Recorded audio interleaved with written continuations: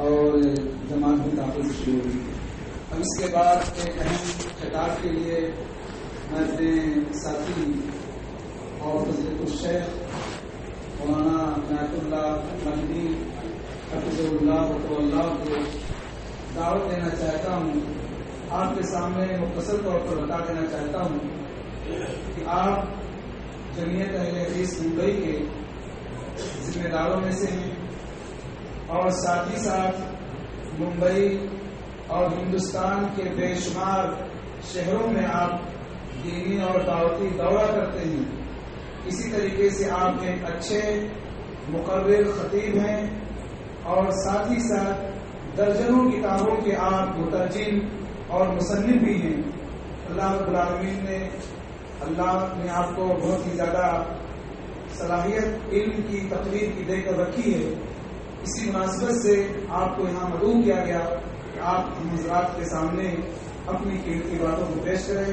میں آپ سے درخواست کرتا ہوں کہ آپ آئیں اور ہمارے سامنے اللہ اور اس کے رسول کی باتوں کو ذکر فرمائیں اور ہماری اصلاح کی کوشش کریں.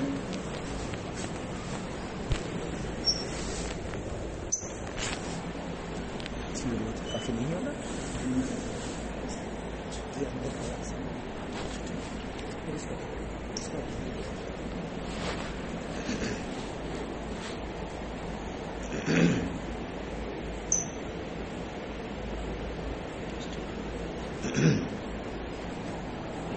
السلام علیکم ورحمۃ اللہ وبرکاتہ.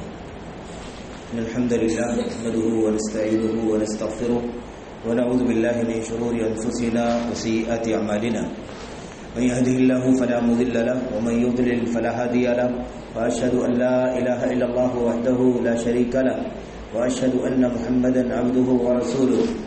اما بعد فان خير الحديث كتاب الله وخير الهدي هدي محمد صلى الله عليه وسلم وشر الأمور محدثاتها وكل محدثة بدعة وكل بدعة ضلالة وكل ضلالة في النار.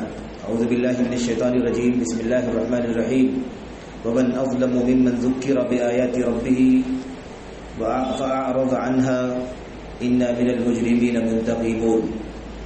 وقال عز من قائل ومن أعرض عن ذكري فإن له معيشة ضنكا ونحشره يوم القيامة أعمى قال رب لما حشرتني أعمى وقد كنت بصيرا قال كذلك أتتك آياتنا فنسيتها وكذلك اليوم تنسى. جامع مسجد اہل حدیث واہولی کے قابل احترام ذمہ داروں، یہاں کے محترم بزرگوں، حوصلہ مند نوجوانوں، قابل احترام ماں اور بہنوں، خصوصیت کے ساتھ ہمارے برادر محترم فضیلت الشیخ ضمیر اختر صاحب سنابلی سلمہ اللہ، جو یہاں کے امام ہیں، خطیب ہیں، داعی اور مدرس ہیں. شیخ ضمیر صاحب سلمہ نے بہت دنوں تک تدریس میں ایسے ہی دعوت و تبلیغ میں وقت گزارا ہے. تدریس کا بھی تجربہ اللہ کے فضل و کرم سے لمبا رکھتے ہیں، خواہ وہ تدریس عصری علوم کی ہو یا ایسے ہی شرعی اور دینی علوم کی تدریس ہو. اسی طرح سے اللہ تعالیٰ نے انہیں، میں بچپن سے چونکہ جانتا ہوں کہ وہ شروع سے ہی بہت زیادہ صالح طبیعت کے رہے، تعلیم میں ہمیشہ سے محنتی رہے، ممتاز رہے، متفوق رہے. ممبئی کے اداروں میں پڑھائے، اسی طرح سے دہلی میں تعلیم حاصل کی انہوں نے. الحمدللہ ہمیشہ وہ ممتاز رہے، جہاں بھی رہے ایک اچھے اثر کے ساتھ رہے، اچھی محنت کی، اچھی کوشش کی، اور جس کا اثر الحمدللہ انہیں ہر میدان میں، ہمیں ہر میدان میں دکھائی دیتا ہے. اللہ سے دعا کرتے ہیں کہ اللہ تبارک و تعالیٰ ان کی ذات سے ملت کو، قوم کو فائدہ پہنچائے. آپ کی اس بستی میں، اس علاقے کے تمام بزرگوں کو، قابل احترام بہنوں کو، اسی طرح سے یہاں کے حوصلہ مند جوانوں کو، عزیز بچوں کو، سبوں کو ان سے کما کو فائدہ اٹھانے کی توفیق عطا فرمائے. اور اللہ سے دعا کرتا ہوں کہ اللہ تبارک و تعالیٰ ہمیں، آپ کو، سب کو، سبھی لوگوں کو اللہ تبارک و تعالیٰ خیر کی کنجی اور خیر کی چابی بننے کی توفیق عطا فرمائے. مفتاح کل خیر، ہر خیر کو کھولنے کا ذریعہ، ہر خیر کو پھیلانے کا سبب اور ذریعہ بننے کی توفیق عطا فرمائے، اور ہر طرح کے شر، ہر طرح کی برائی اور ہر طرح کے منکر کا راستہ بند کرنے کا سبب اور اس کا ذریعہ بننے کی توفیق عطا فرمائے، آمین رب العالمین۔ یہ خوش نصیبی ہے، سعادت ہے کہ آپ حضرات سے ایک بار پھر اس موقع پر ملاقات کی توفیق اللہ عز و جل بخشی، اور چند باتیں اللہ کے کلام کی آیات اور اسی طرح سے نبی کریم صلی اللہ علیہ وسلم کی حدیث کی روشنی میں، امت کے سلف کی سیرت کی روشنی میں، اللہ کے اس گھر میں بیٹھ کر، واہولی کی جامع مسجد میں بیٹھ کر آپ حضرات کے سامنے عرض کرنے کا اور اپنے آپ کو نصیحت کرنے کا، آپ حضرات تک اللہ کے کلام کی چند آیتیں اور چند حدیثیں نبی کریم صلی اللہ علیہ وسلم کی پہنچانے کی اور اس پر عمل کرنے کی اللہ تبارک و تعالی نے توفیق عطا فرمائی۔ اللہ سے دعا کریں کہ اللہ عز و جل ہماری اس مجلس کو شرف قبولیت عطا فرمائے۔ اللہ تبارک و تعالی آپ تمام بزرگوں کی کوششوں کو، نوجوانوں کی محنتوں کو، قابل احترام ماں اور بہنوں کی ہمت کو، ان کی تڑپ کو، ان کی چاہت کو، ان کے لگن کو اللہ تبارک و تعالی قبول فرمائے۔ مسجد کی منتظمین، مسجد کے ذمہ داران جو ہیں، اللہ تبارک و تعالی مزید انہیں حوصلے کی توفیق عطا فرمائے۔ اللہ تبارک و تعالی ہمیں اور آپ کو دین کے کاموں سے مستقل دلچسپی، شوق، اہتمام، توجہ کی توفیق عطا فرمائے کہ یہ امت کے بقا کا سب سے بڑا ذریعہ ہے، امت کے وجود کا، امت کے بقا کا، امت کی خیریت کا، امت کی بھلائی کا سب سے بڑا ذریعہ ہے۔ اس لیے اللہ تعالیٰ ہمیں اور آپ کو اس کی توفیق عطا فرمائے، آمین رب العالمین۔ آج کے لیے جو عنوان منتخب کیا گیا ہے اس حوالے سے کچھ باتیں آپ کے سامنے عرض کر دی جائیں۔ آج کا جو عنوان منتخب کیا گیا ہے وہ ہے دین سے دوری کے اسباب، مظاہر اور اس کے علاج اور اس کا حل کیا ہے۔ اور عنوان آپ جانتے ہیں کہ عنوان لمبا ہے، طویل ہے، بہت سارے گوشے ہیں، بہت سارے پہلو ہیں، اور پھر ہر پہلو میں بہت ساری باتیں بھی ہیں، اور ہم لوگ اگر بیٹھ کر کے بات کریں انشاءاللہ تبارک و تعالی تو اللہ کے کلام کی بہت ساری آیتیں، اللہ کے نبی صلی اللہ علیہ وسلم کی بے شمار حدیث اور ایسے ہی سلف صالحین کی سیرت کی بہت ساری باتیں ہمارے سامنے آ جائیں گی، لیکن اللہ تبارک و تعالی ہمیں اور آپ کو تھوڑی بات سے نصیحت حاصل کرنے کی توفیق عطا فرمائے۔ بہت لمبی لمبی باتیں، بہت لمبی لمبی تقریریں، گھنٹوں گھنٹوں، رات رات، یہ سب تو ہوتا ہے، اس کے تو مظاہر ہیں۔ آج حالات ٹھیک ہے، اس طرح کے نہیں ہیں، کچھ نہ کچھ پیچیدگی ہے حالات میں، دھیرے دھیرے حالات میں سدھار آ رہی ہے، لیکن عام طور پر جو ماحول ہے وہ یہ ہے کہ خطابات، جلسے، پروگرام، اجتماعات تو بہت ہوتے ہیں اور بہت طویل وقتی بھی ہوتے ہیں۔ مسئلہ اس کا نہیں ہے، مسئلہ یہ ہے کہ اس کام کو، اس مشن کو بہت زیادہ منظم اور مرکز کرنے کی ضرورت ہے۔ کام منظم ہو اور مرکز کا مطلب یہ ہوتا ہے کہ ایک دم ضرورت کی باتوں پر نظر رکھی جائے، ضرورت کی باتیں کی جائیں، سماج کے اندر جو دکھتی رگیں ہیں اس پر انگلیاں رکھی جائیں، جو مرض ہے سماج کا اس کا علاج کرنے کے لیے خصوصی طور پر کام کیا جائے۔ روایتی انداز کے جلسے، روایتی انداز کے پروگرام اور اچھے دار باتیں، گھنٹوں گھنٹوں، یہ سارے ماحول بہت کچھ ہم نے دیکھ لیا، کر لیا، لیکن اس کا جو نتیجہ ہے، اس کے نتیجے میں جو تربیت ہے، جو اصلاح ہے، جس کی ہمیں توقع ہے، جس کا ہمیں انتظار ہے، شاید وہ اس کی کامیابی سے ہمارے سامنے نظر نہیں آتا۔ اس لیے ہمیں اسے بہت زیادہ منظم کرنے کی ضرورت ہے۔ اور اس کے بعد سب سے بڑا جو کام ہے وہ یہ ہے کہ اللہ تبارک و تعالی ہمیں اس سے استفادہ کر کے اپنے اندر تبدیلی پیدا کرنے کی توفیق عطا فرمائے۔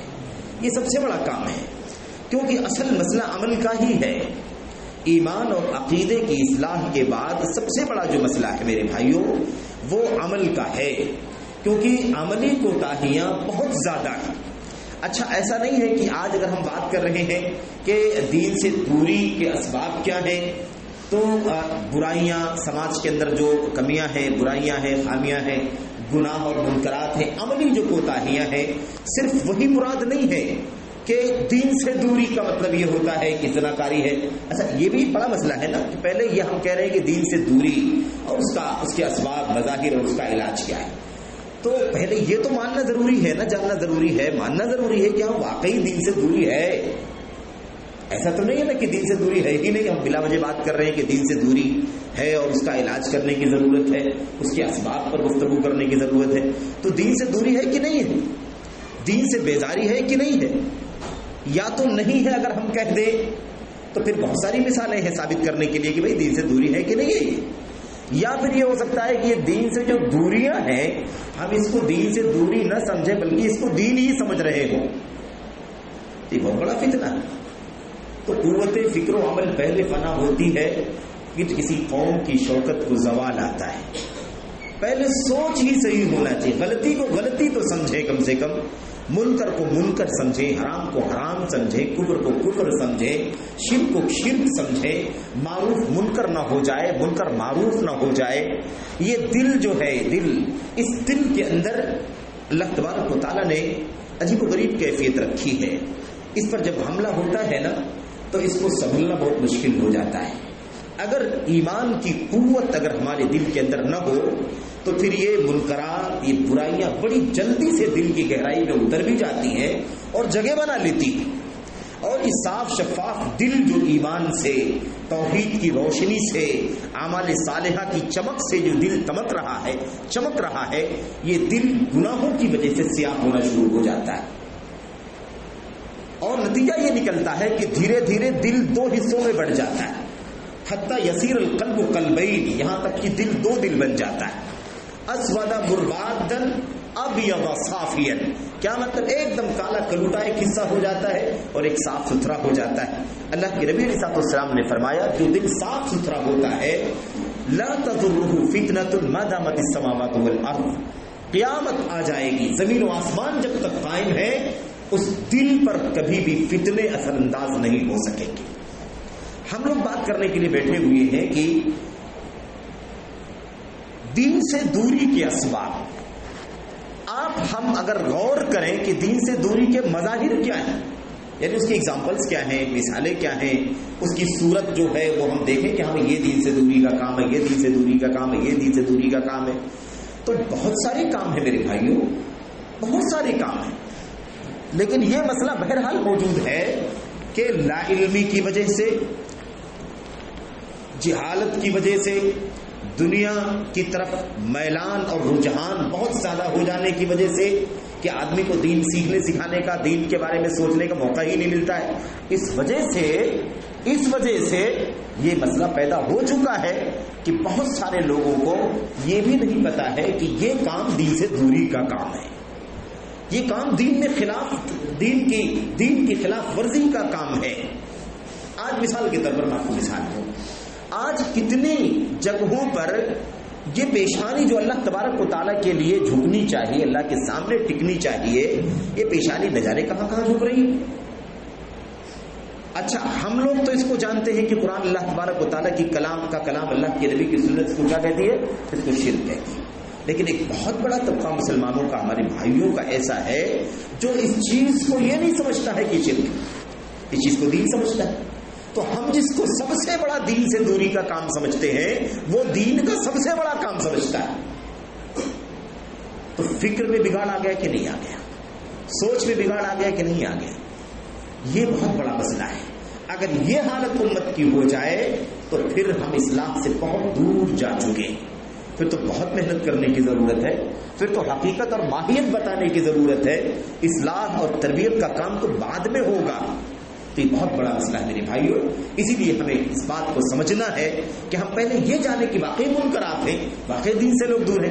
شرک چل رہا ہے، غیر اللہ کے سامنے سر ٹیکا جا رہا ہے، قبروں اور مزاروں پر درشن ہو رہے ہیں، آستانوں پر لوگ ہاتھ پھیلا کر کے کھڑے ہوئے، مشکلات اور پریشانیوں میں حاجت کے سوالات کرنے کے لیے لوگ باباؤں بزرگوں کے پاس جا رہے ہیں. دین سے دوری ہے کہ نہیں دوری؟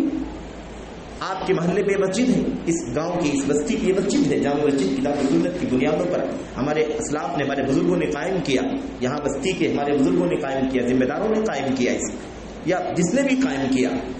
میرے بھائیوں، مسجد کا وجود جو ہے نا وہ کسی بھی قوم کے لیے دین کا اور دین پر عمل کرنے کا سب سے بڑا ذریعہ ہے. دینداری کی بنیاد مسجد ہے، آپ جان لیں. اسی لیے وہ نظام جو مدینہ منورہ کے اندر دین کا قائم ہوا تھا، کتاب و سنت کا قائم ہوا تھا، ہجرت مدینہ کے بعد ہجرت کے ساتھ قائم ہوا تھا، اس کی سب سے پہلی اینٹ جو تھی وہ مسجد کے لیے رکھی گئی تھی. اس لیے کہ کوئی بھی اسلامی سماج، مسلم سوسائٹی ہم کہیں تو اس کی بنیاد کیا ہے؟ اس سوسائٹی میں اللہ کا گھر ہو، یعنی سب سے پہلے اس بات کا انتظام کیا جائے کہ ہم اللہ تبارک و تعالیٰ کے بندے ہیں، پیدائش اللہ کی عبادت کے لیے ہوئی ہے، زمین و آسمان اللہ کی بندگی کے لیے قائم کیے گئے ہیں، تو اس اللہ کے سامنے سجدہ، رکوع، قیام اور عبادات کے دیگر مراسم ادا کرنے کے لیے اللہ کے گھر کا انتظام سب سے پہلے ہونا چاہیے۔ کتنے لوگ 5 وقتہ نمازوں کی پابندی کرتے ہیں؟ فجر کی نماز ہمارے کتنے لوگ رہتے ہیں؟ ظہر کی نماز میں کتنے رہتے ہیں؟ عصر میں کتنے رہتے ہیں؟ مغرب میں کتنے رہتے ہیں؟ عشاء میں کتنے رہتے ہیں؟ نماز کی کمی ہے کہ نہیں کمی ہے؟ کتنے ہمارے بھائی بے نمازی ہیں؟ ہماری کتنی بہنیں بے نمازی ہیں؟ ہمارے کتنے بزرگ بے نمازی ہیں؟ ہمارے کتنے نوجوان بے نمازی؟ دین سے دوری ہے کہ نہیں دوری ہے؟ دین سے دوری کی مثال ہے۔ ہم کاروبار کرتے ہیں، کاروبار کے اندر سود کا لین دین ہے کہ نہیں ہے؟ دین سے دوری ہے کہ نہیں ہے؟ سماجی برائیاں ہیں کہ نہیں؟ ابھی خواتین کے بارے میں آپ کتاب سن رہے تھے، کتنی برائیاں ہیں سماج کے اندر، بے پردگی، بے حجابی، زناکاری، بدکاری، فحاشی، یہ سب دین سے دوری ہے کہ دین سے دوری ہے؟ ایسے کتنے مظاہر آپ کو مل جائیں گے میرے بھائیو، یہ سب دین سے دوری کے مظاہر۔ بہرحال دین سے دوری کے اسباب کیا ہیں؟ دین سے دوری دین سے دوری کا حل کیا ہے؟ اس کا علاج کیا ہے؟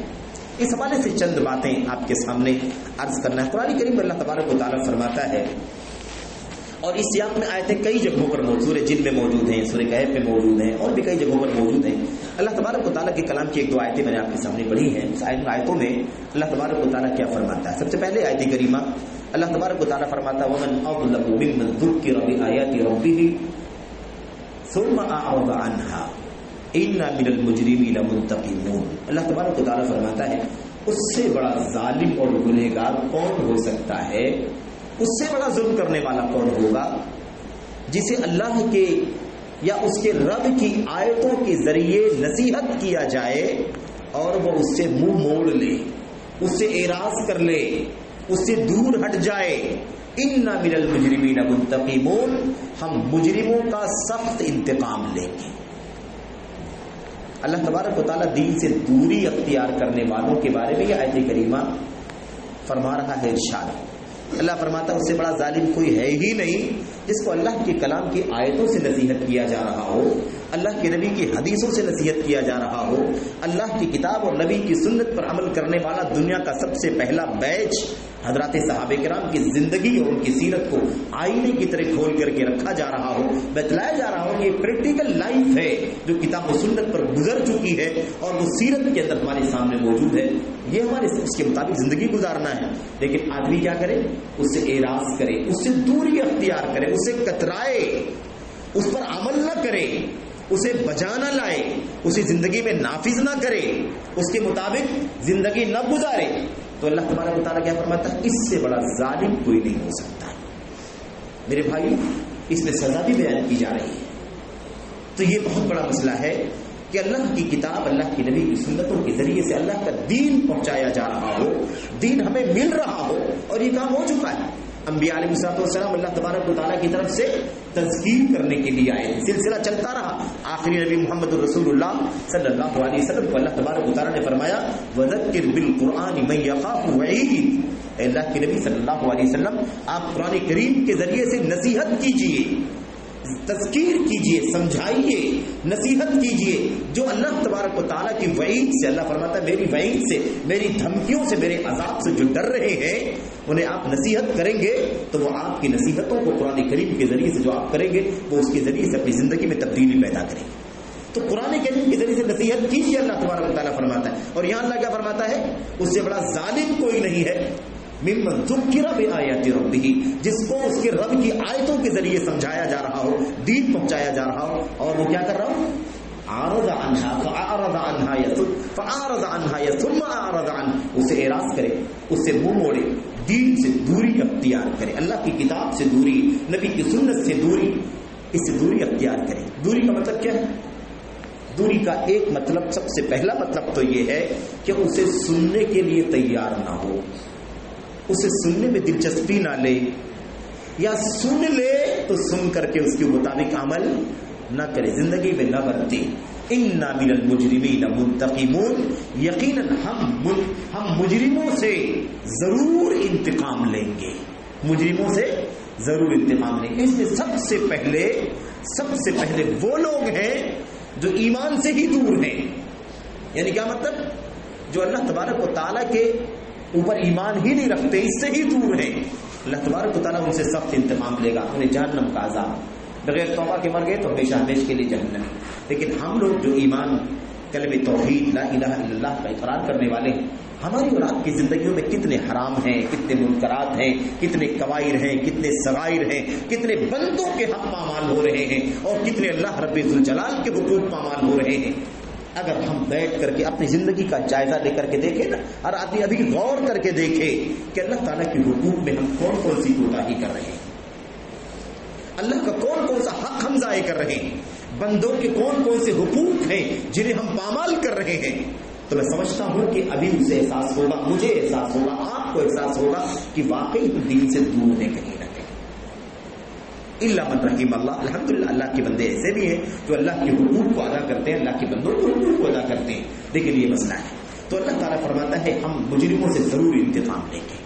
ایسے ہی ومن اعرض عن ذکری فإن له معیشة ضنکا، جو میرے ذکر سے اعراض کرے گا، میرا ذکر اللہ کی کتاب، اللہ کے نبی کی سنت، اللہ کی توحید، اللہ کا دین، اللہ تبارک و تعالیٰ کی ہدایات، تعلیمات، ذکر کا لفظ عام ہے، ذکر کا لفظ عام ہے، جو میرے ذکر سے اعراض کرے گا۔ اور قرآن کریم کو مراد لے لے تو قرآن کریم تو ساری شریعت کی اساس، بنیاد ہے، جڑ ہے، اسی سے پورا دین جڑا ہوا ہے۔ قرآن کریم کی شرح و بیان ہے اللہ کے نبی کی سنت، صحابہ کرام اور تابعین اور تبع تابعین کا اسوہ اسی سنت رسول قرآن کریم اور سنت رسول صلی اللہ علیہ وسلم کی عملی تعبیر ہے جو دنیا کے اندر موجود ہے۔ تو جو میرے ذکر سے اعراض کرے گا فإن له معیشة ضنکا، تو اس کی زندگی اجیرن ہو جائے گی، اس کی زندگی کیا ہو جائے گی؟ تنگ ہو جائے گی۔ یہ جو ضن کا لفظ ہے نا، ضن ضاد نون کاف، یہ لفظ پورے قرآن کریم میں صرف ایک بار استعمال ہوا ہے، یہ لفظ اور کہیں استعمال ہی نہیں ہوا۔ اور کہاں استعمال ہوا؟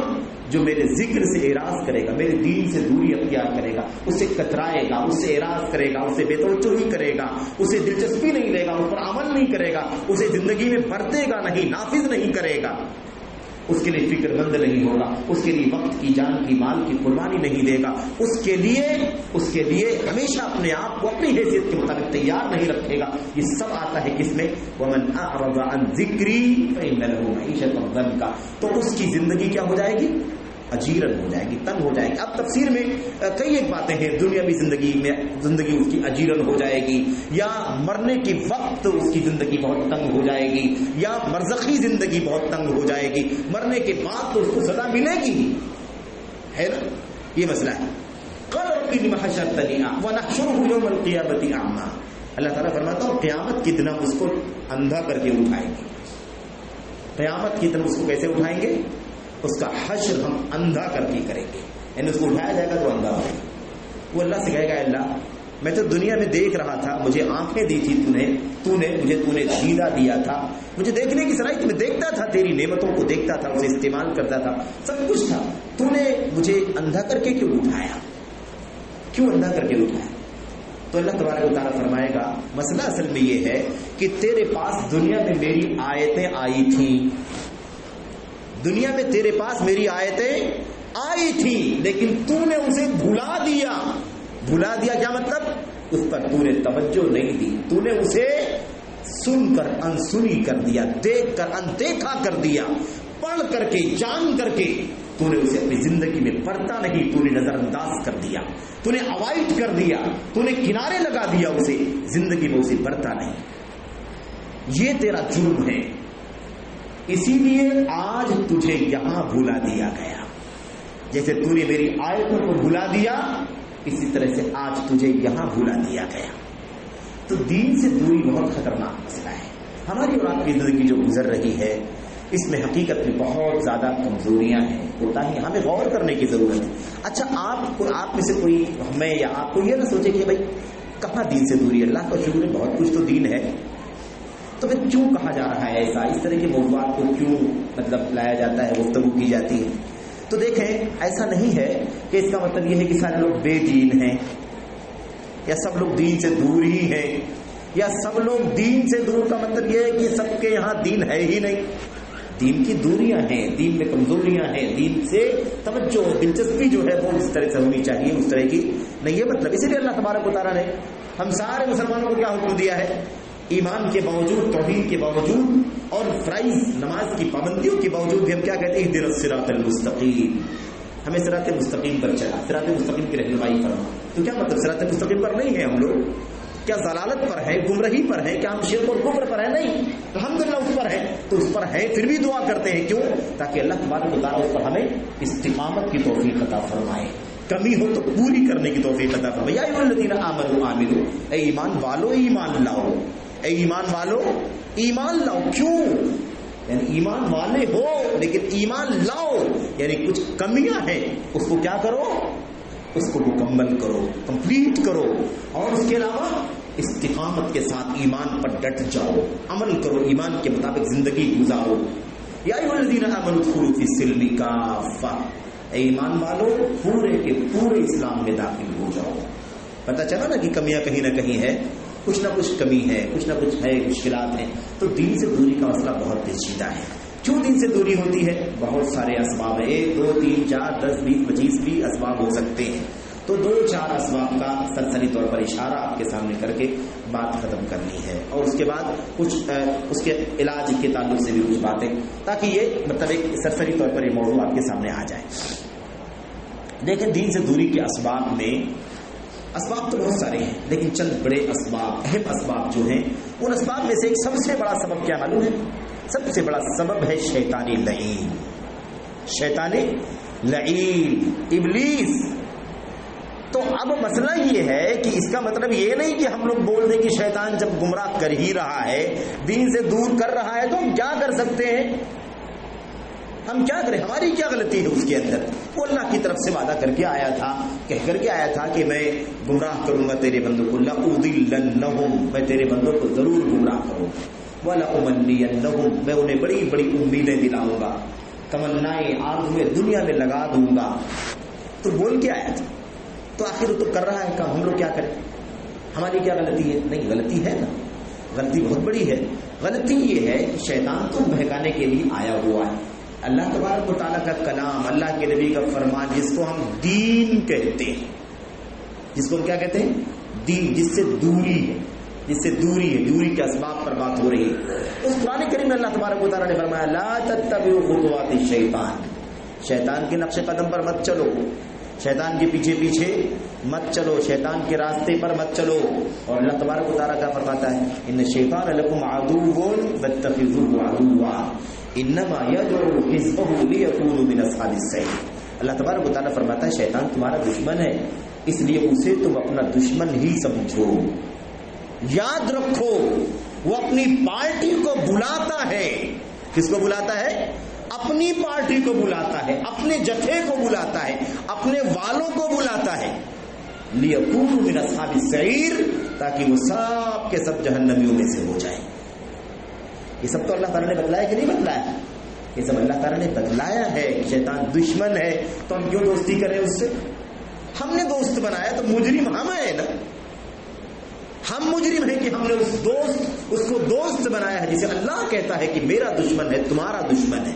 اس کو دشمن ہی سمجھنا, کبھی اس کو دوست مت سمجھنا. لیکن شیطان اگر ہمیں بہلائے پھسلائے, حرام کام پہ لگا دے تو حرام کام کرنے کے لیے تیار, 2 نمبر کی لالچ دے تو 2 نمبر کی طرف جانے کے لیے تیار, زناکاری کی لالچ دلائے تو زناکاری کرنے کے لیے تیار, سود کھلانے کی بات, شراب کی بات, شراب کے لیے تیار, نماز سے تھپکی دینا شروع کر دے تو نماز چھوڑنے کے لیے تیار ہے کہ نہیں. اگر دل میں ڈال دے کہ ادھر علاج کرایا, ادھر علاج کرایا, یہ بھی کرایا, وہ بھی کرایا, اور جتنا بھی ٹیسٹ اور چیک اپ جتنا ہوتا ہے, انویسٹیگیشن جس کو کہا, سب کرا لیا, کچھ باقی نہیں بچا, لیب کے جتنے کام تھے سب کر لیا ہے, علاج سب ہو گیا, پھر بھی آرام نہیں ہو رہا. اگر ذہن میں ڈالے کہ اب بہرحال تمہارا علاج تو کسی نہ کسی درگاہ پر ہی ہو سکتا ہے, تو ہم پیچھے چلتے ہی نہیں چلتے, بولتے نہیں یار کرا کے دیکھ لو. ٹھیک ہے, ہم کیا نہیں جانتے شرک کیا ہے, کفر کیا ہے؟ ہم جانتے ہیں شرک کیا ہے, کفر کیا ہے. شرک تھوڑی نہ کریں گے ہم, کفر تھوڑی نہ کریں گے ہم, چلو دیکھ لیتے ہیں نا کیا ہوتا ہے. ہو سکتا ہے وہی آرام ہو جائے، ہم چلے جاتے ہیں. اور میں ایسے نہیں کہہ رہا ہوں، میرے ذہن میں کئی ایک تجربات ہیں، کئی ایک سمپل کئی ایک واقعات ہیں. اچھے اچھے لوگوں نے، ہاں دادے بابے پرکھوں سے اہل حدیث کہلانے والوں کے گھرانے والے بھی ان درگاہیوں اور مزاریوں کو چکر میں پھنس گئے. اور آج کیا کہنا درگاہیوں مزاریوں کی کیا بات کریں، اپنے بہت سارے اہل حدیثوں میں بھی بہت سارے بابے پیدا ہوتے جا رہے ہیں دھیرے دھیرے. دواڑی، راکی اور دم جھاڑ پھونک کر کے پیسے دینے یا بغیر پیسے کے لیے بھی، بہرحال کئی طرح کے لوگ کام کر رہے ہیں. یاد رکھو اس کا مطلب یہ نہیں ہے کہ رقیہ شرعیہ جائز نہیں ہے، یا قرآن کریم کی تلاوت کرنے سے شفا نہیں ہوگی، یا اللہ کے کلام کی آیتوں کو پڑھنے سے اللہ کے اسماء حسنہ کے ذریعے سے شفا نہیں ہوگی. اس میں تاثیر ہے، اس میں کوئی انکار نہیں ہے. اللہ کے نبی صلی اللہ علیہ وسلم کی جو معصور دعائیں ہیں اس میں بھی علاج ہے، اس میں کوئی انکار نہیں ہے. لیکن یہ پورا جو کاروبار چل رہا ہے، یہ پورا جو نظام چل رہا ہے، جیسے بڑے بڑے ڈاکٹر ہیں، MBBS ہیں، چھوٹے بڑے اور بڑے ڈاکٹر لوگ اپنے اپنے ناموں کو ایڈورٹائز کرتے ہیں، ایسے یہ راقی اور دواڑی اور یہ لوگ بھی جو ہے نا علاج معالجے کے نام پر ایڈورٹائز کرتے ہیں. سوشل میڈیا کا استعمال کر کے ان کے چینلز ہیں، ان کے گروپس ہیں، ان کے کارڈز ہیں، اور ان کے جتنے بھی سوشل میڈیا کے نیٹ ورک ہیں سب پر ان کے پیج اور ان کے اکاؤنٹس ہیں، اور ساری دنیا کے سارے مسائل کا علاج ان کے پاس موجود ہے. آپ کو کینسر ہے، کینسر کا علاج کہیں نہیں ہے، ہماری دعا کے اندر ہے. آپ کو شوگر ہے، کئی علاج نہیں، ہمارے پاس کا علاج ہے. ڈاکٹر نے فیصلہ کر دیا ہے کہ آپ زیادہ سے زیادہ تجربے کے مطابق 6 مہینے زیادہ زندہ نہیں رہیں گے، کیونکہ مرض اتنا نازک ہے کہ اس مرض سے لوگ اٹھ نہیں پاتے. کہتے ہیں ہمارے پاس کا علاج موجود ہے، آپ علاج بند کر دو، ہمارے رقیے سے ٹھیک ہو جاؤ. میرے بھائیوں، آخر ہم یہ سمجھتے ہیں، خیر بات لمبی ہو جائے گی، رقیے میں چلے جائیں گے. میں یہ مثال دے رہا تھا کہ شیطان کے بھی چلتے ہیں کہ نہیں چلتے ہم لوگ. تو یہ دین سے دوری کا سب سے بڑا سبب، اور یہ بہت بڑا ہمارے بہت سارے بھائی سے کہتے ہیں کہ یہ دین کا جب مسئلہ آتا ہے تو فوراً یہ لوگ توحید کی بات کرنا شروع کر دیتے ہیں. جب دیکھو جب توحید ہی کی بات لاتے، دین کی بات آئی تو توحید پر لیا، شرک پر لیا. بھائی دین کی بنیاد اللہ کی توحید ہے، میں کیا کر سکتا ہوں اس کے اندر؟ ہم کیا کر سکتے ہیں؟ اللہ کا دین تو بنیادی طور پر اللہ کی توحید ہی ہے، یہی دین ہے. جبریل امین علیہ السلام جب اللہ کے نبی کے پاس آئے اور ساری باتیں بھی پورا واقعہ سب جانتے ہیں، صحیح مسلم شریف کی پہلی روایت کی روشنی میں حدیث جبریل. اور جب چلے گئے اللہ کے نبی نے پوچھا جانتے ہو کون تھے یہ؟ صحابہ کرام نے کہا اللہ کے نبی نہیں معلوم، اللہ جانتا ہے، آپ جانتے ہیں، ہمیں نہیں معلوم ہے. اللہ کے نبی صلی اللہ علیہ وسلم نے فرمایا فإنه جبریل اتاکم یعلمکم دینکم، یہ جبریل تھے جو تمہیں تمہارا دین سکھانے آئے تھے. کیا کیا سکھائے تھے بھائی؟ اخبرنی عن الایمان، اخبرنی عن الاسلام، اخبرنی عن الاحسان. اور قیامت کب آئے گی؟ کہا قیامت کا جواب مجھے نہیں معلوم، جو آپ جانتے بھائی میں بھی جانتا ہوں. نشانیاں بتلا دیجیے، آپ نے بہت ساری نشانی میں 2 نشانیاں بتلا دی. دین یہ تھا کہ نہیں تھا؟ تو سب سے پہلے ایمان ہے کہ نہیں اس کے اندر؟ بھائی ایمان ہے کہ نہیں اس کے اندر؟ ایمان 6 ارکان ایمان کے، یہ ایمان ہے، یہ دین اللہ تبارک و تعالی. اسلام 5 ارکان ہیں، ان 5 ارکان میں پہلا کلمہ توحید لا الہ الا اللہ محمد رسول اللہ، اور اس کے بعد 4 فرائض نماز، روزہ، حج اور زکات. دین ہے کہ نہیں دین ہے؟ احسان، ایسے عبادت کرو جیسے تم اللہ کو دیکھ رہے ہو. ایسا نہیں ہو سکتا ہے تو کم از کم یہ احساس ہونا چاہیے کہ اللہ ہمیں دیکھ رہا ہے. دین ہے کہ نہیں دین ہے؟ قیامت کی نشانیاں، قیامت کا آنا، آخرت پر ایمان، یہ سب دین ہے. اب لوگ کہتے ہیں کہ اس میں بھی ہر جگہ لوگ توحید کی بات کریں. توحید کی بات ہم نہیں کریں گے تو جینے کا فائدہ نہیں ہے.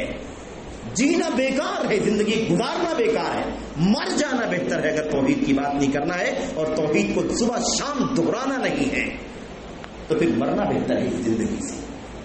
میرے بھائیو، کیونکہ ہم پیدا کیوں کیے گئے ہیں؟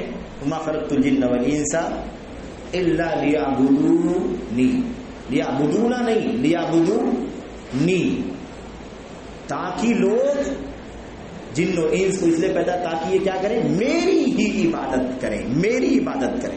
نی ہے، نا نہیں ہے. لیعبدون، تعبدون، اس طرح سے لیعبدونا نہیں ہے تاکہ لوگ عبادت کریں. کس کی عبادت کریں؟ میری عبادت کریں. ترجمے میں ہے کہ مسجدوں میں لکھے رہتے ہیں ما خلقت الجن والانس الا لیعبدون، نہیں پیدا کیا میں نے جنوں کو انسانوں کو مگر عبادت کے لیے. کس کی کرے بھائی؟ کس کی کریں؟ جو بڑا لگے اس کی کرنا شروع کر دیں. ہندوستان ڈھونڈنے اگر بڑا لگے تو اس کی عبادت کریں, تو مصر چلے جائیں, ہے کہ نہیں, افغانستان چلے جائیں, پاکستان علی حجویری کے یہاں چلے جائیں, کس کی عبادت کریں؟ میرے بھائیوں, لیعبدونی, تاکہ میری عبادت کریں. بہرحال میں یہ کہہ رہا تھا کہ سب سے بڑا سبب کیا ہے؟ شیطان اللعین, شیطان جو سب سے بڑا دشمن ہے, اسی لیے جگہ جگہ تنبیہ کیا, ڈرایا. اچھا خیر, بات تو بہت ہے اور بات وقت بالکل ختم ہو رہا ہے. دوسرا سبب کیا ہے؟ ایک سبب اور جلدی سے خالی سبب گناتا ہوں میں. دوسرا سبب ہے میرے بھائیوں جہالت, دین سے جہالت. بے دینی کا سب سے بڑے سبب جو ہو سکتا ہے ایک, ان میں سے بے دینی کا سبب لا علمی, دین کا علم نہیں ہے, جہالت ہے. حضرت موسیٰ علیہ السلام نے کیا کہا؟ انی اراکم قوما تجہلون, جاہل ہو تم لوگ, اسی لیے سب کر رہے ہو الٹا سیدھا. کیوں کر رہے ہو؟ اس لیے کہ جاہل ہو. میں تمہیں جاہل دیکھ رہا ہوں. یہ دین کے خلاف جو تم کام کر رہے ہو, حکم رب کے خلاف کام کر رہے ہو, یہ کیوں کر رہے ہو؟ جاہل ہو. اللہ, جہالت کی وجہ سے ایسا ہو رہا ہے.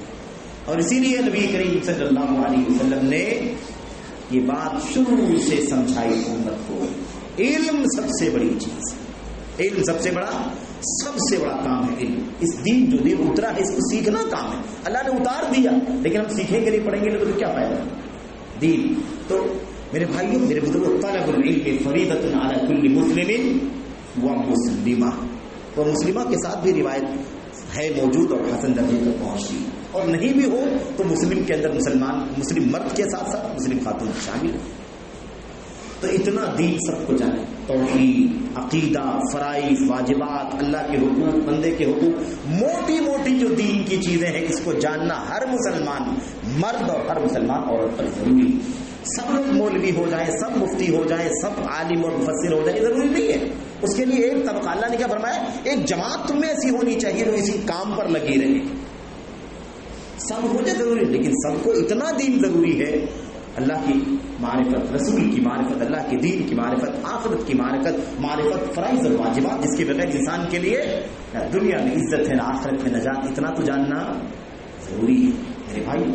تو بہرحال آپ جانتے ہیں کہ علم کے حوالے سے یہ ساری باتیں بہت تفصیلات ہیں, علم کے حوالے سے سنتے بھی رہتے ہیں, علم کا مقام, اس کی اہمیت کتنی زیادہ ہے. خیر, ایسے ہی دین سے دوری کے اسباب میں سے ایک بہت بڑا سبب یہ ہے, ایک تو ہو گئی بات کہ دین سے جہالت, اور دوسری چیز یہ ہے جاہلوں کو اپنا پیشوا بنا لینا.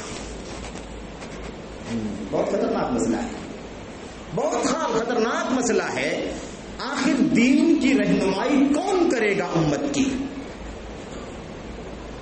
اسی لیے بہت کچھ چلت پھرت دوڑ بھاگ تو ہے, بہت کچھ چلت پھرت دوڑ بھاگ تو چل رہی ہے, لیکن مسئلہ یہ ہے کہ وہ اصل سرمایہ دین کا علم, اصل کریم جو دین کا ہے وہ نہیں ہے. بڑا مسئلہ ہے. یہ تو وہی لوگ کر سکتے ہیں جن کے پاس سرمایہ موجود ہے.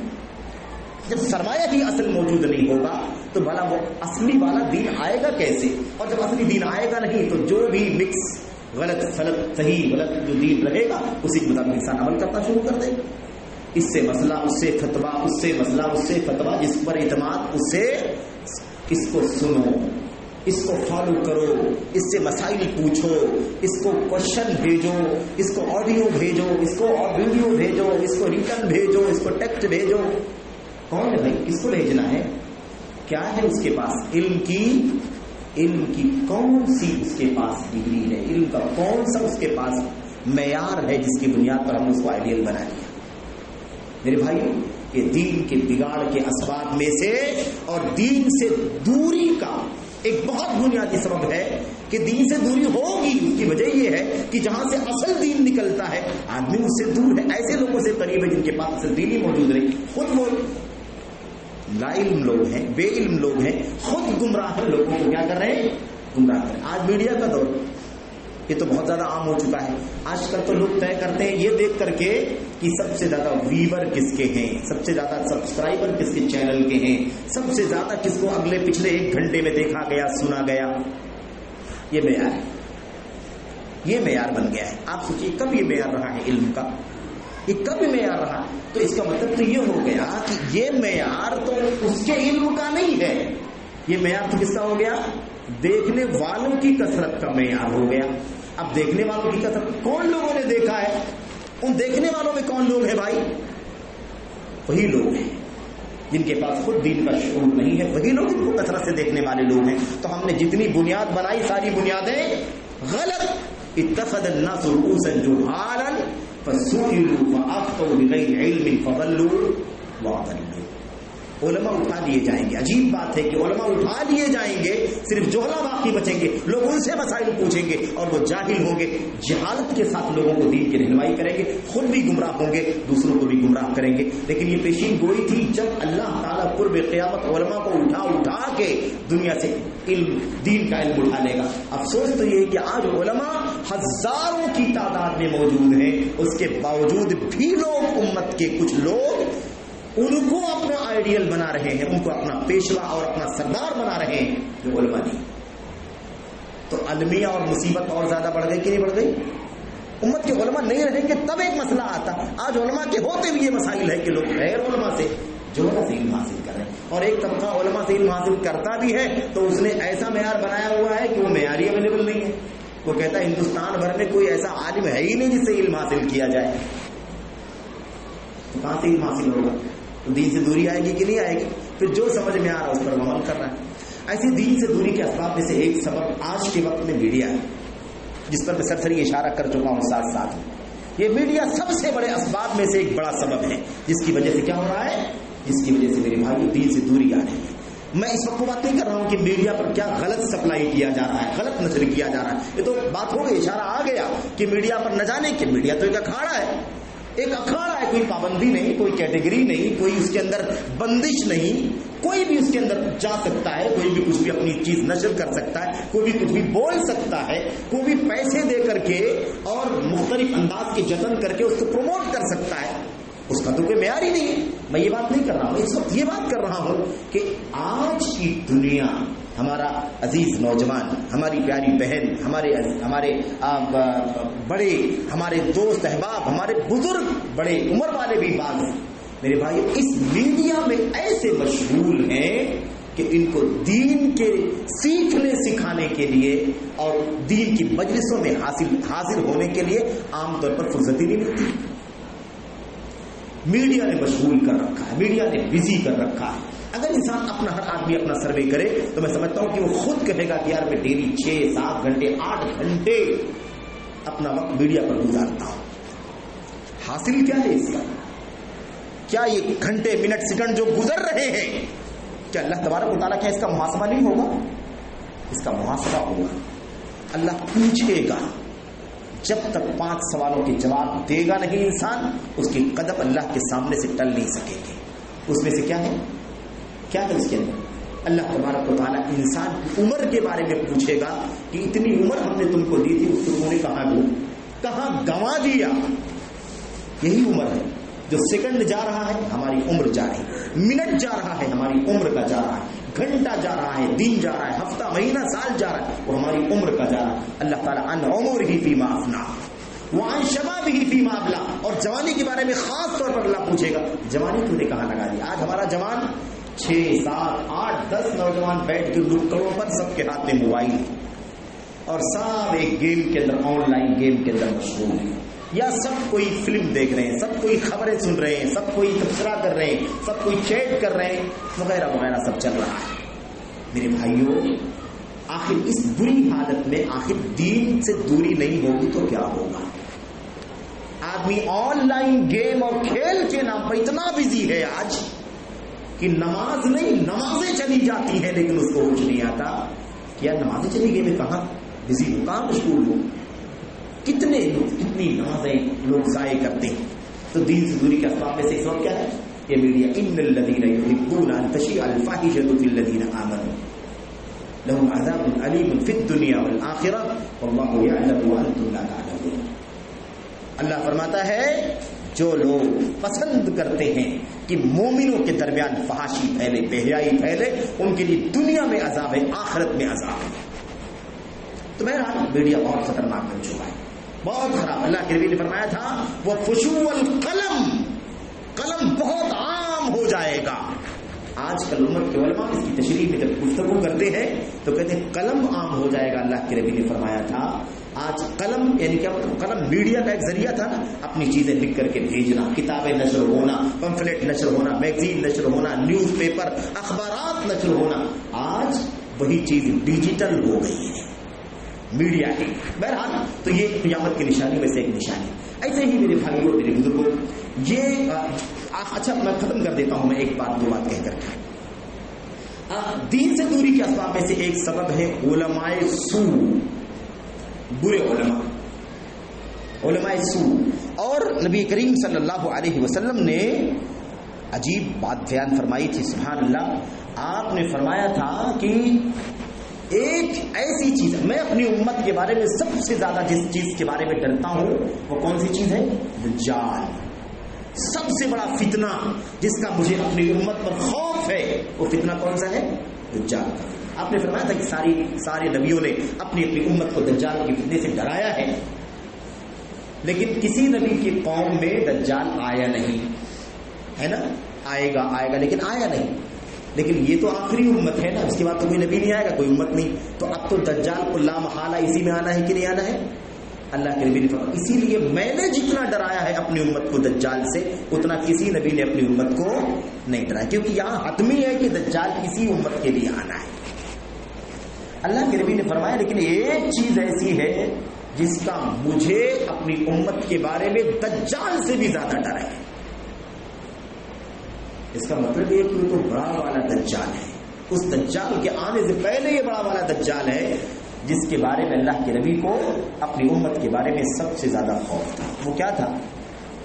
اللہ اکبر. الائمۃ المضلین، الائمۃ المضلین، گمراہ کرنے والے ائمہ، پیشوا، گمراہ گر جو لوگ ہیں، مس گائیڈ کرنے والے جو لوگ ہیں، امت کو غلط رہنمائی کرنے والے جو لوگ ہیں، امت کو صحیح توحید نہیں بتانا، صحیح شرک نہیں بتانا، صحیح بدعت نہیں بتانا، صحیح حلال نہیں بتانا، صحیح پاتھ نہیں بتانا، صحیح گائیڈ نہیں کرنا.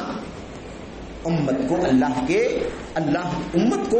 کے بندوں کو، امت محمد کے افراد کو امت کے علماء سے جوڑنے کے بجائے علماء سے متنفر کرنا ان کا کام ہے.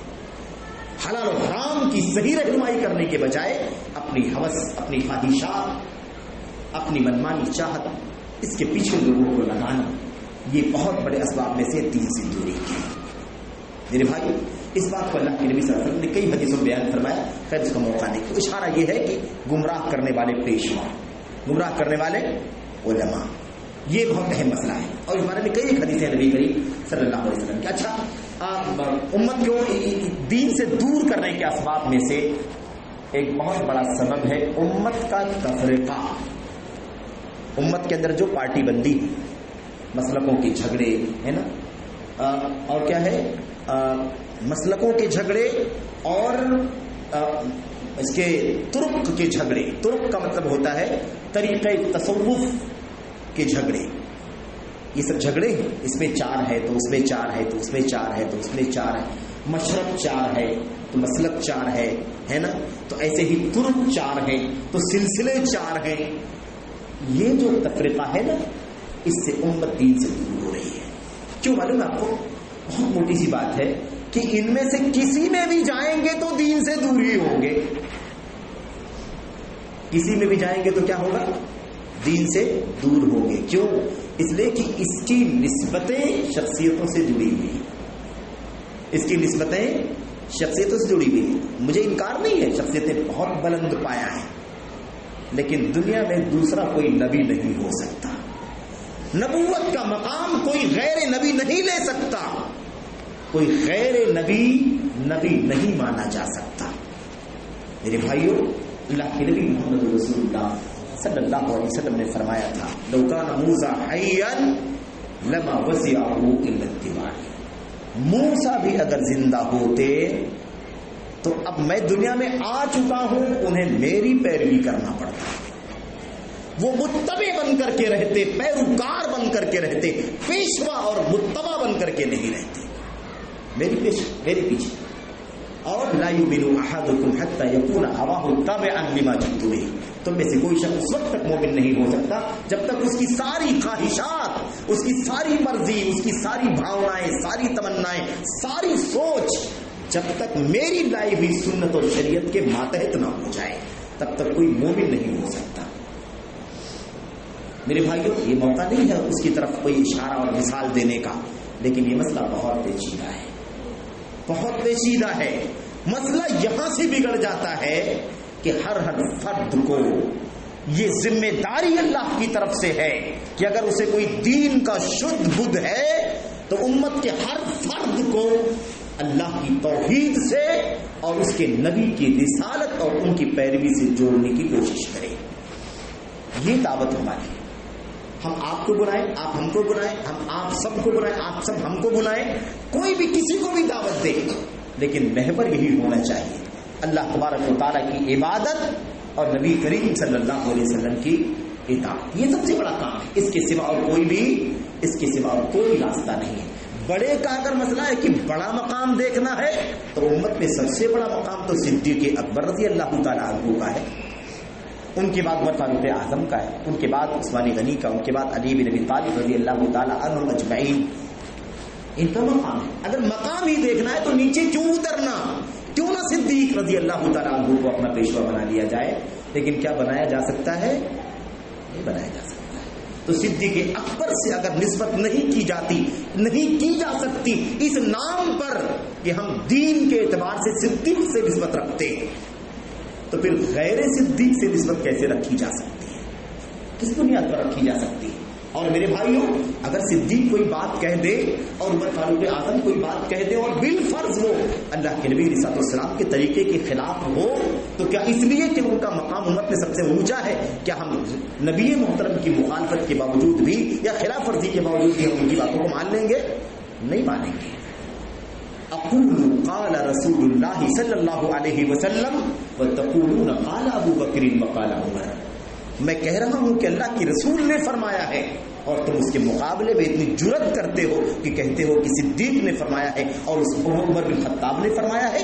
مجھے ڈر ہے کہ آسمان سے پتھروں کی تمہارے اوپر بارش نہ ہو جائے، اس لیے بھی دین سے دوری ہے اور اتحاد کا کوئی راستہ نہیں ہے سوائے اس کے کہ سب اپنا اپنا دائرہ چھوڑ کر کے نکل جائیں اور سینہ کھول کر کے اللہ کی کتاب اور نبی کریم صلی اللہ علیہ وسلم کی سنت کو محور بنا لے، تب جا کر کے مسئلے ختم ہو جائیں گے، ورنہ دین سے دوری رہے گی، دین سے دوری کا خاتمہ کبھی بھی نہیں ہو سکتا۔ ولا یزالون مختلفین الا، ختم کرنا ہے۔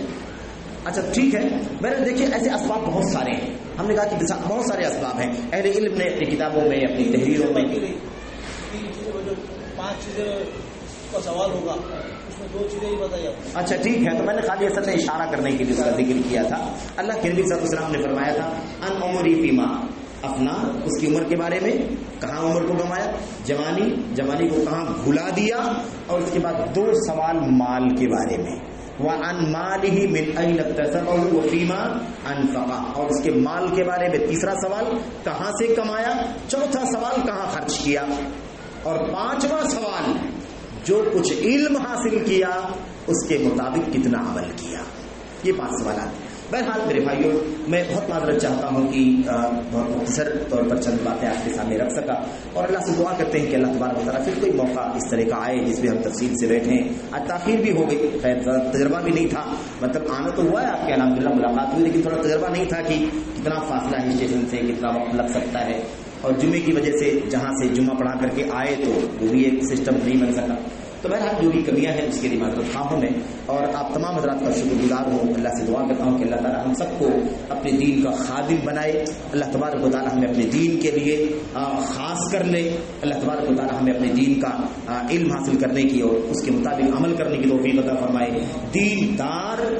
دیندار صحیح معنوں میں بننے کی توفیق عطا فرمائے، اللہ تبارک و تعالیٰ صحیح معنوں میں ہمیں دین سے قریب ہونے کی توفیق عطا فرمائے، دین سے دوری، دین سے اعراض، دین سے بے توجہی کا جو ماحول بن رہا ہے اللہ تبارک و تعالیٰ ہمیں اس سے بچنے کی توفیق عطا فرمائے، آمین رب العالمین، صلی اللہ علیہ وسلم وبارک علی نبینا محمد وعلی آلہ وصحبہ اجمعین۔ السلام علیکم ورحمۃ اللہ وبرکاتہ۔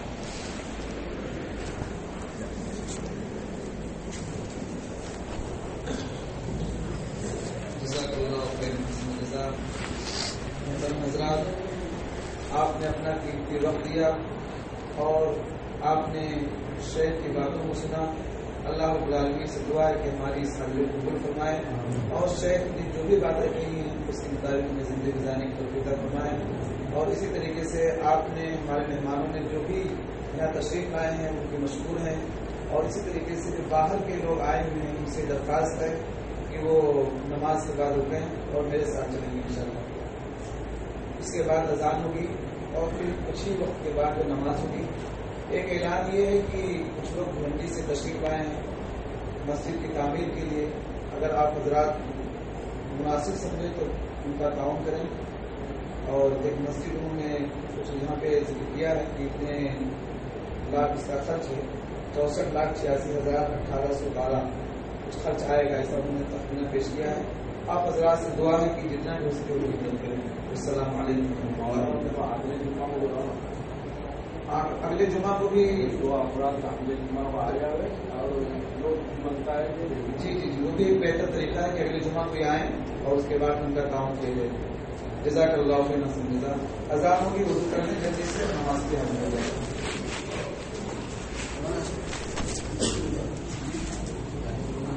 خواتین سے